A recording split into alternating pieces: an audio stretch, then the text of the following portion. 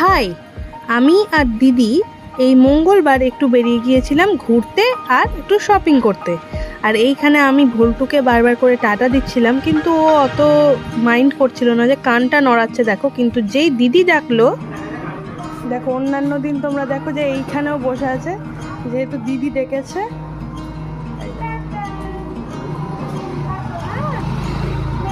তাড়াতাড়ি তাড়াতাড়ি আসছি, হ্যাঁ টাটা।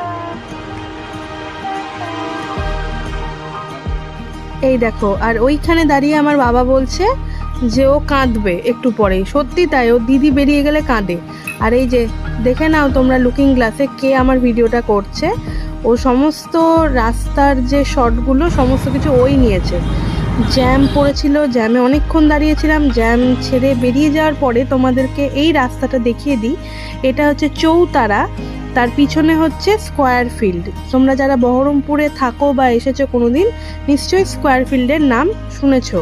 আর এইখানে তো এখন ভোটের আগে শুরু হয়ে গিয়েছে অনেক মিছিল মিটিং।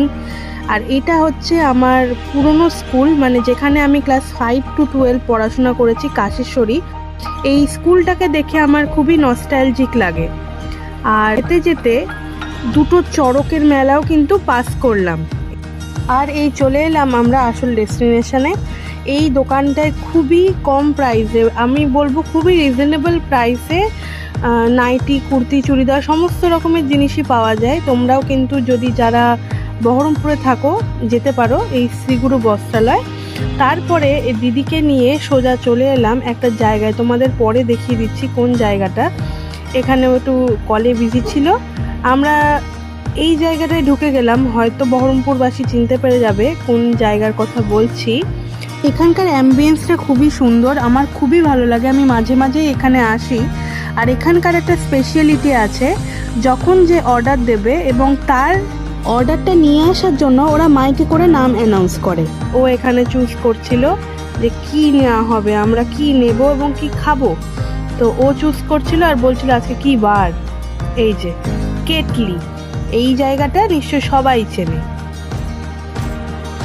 তো আমরা এখানে নিয়ে নিয়েছিলাম চা, ডিম মোমো আর এক প্লেট চিকেন ড্রাই ফ্রাই।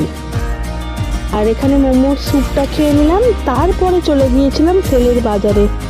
সেই দিনকে যা ভিড় ছিল কাদারের রাস্তায়,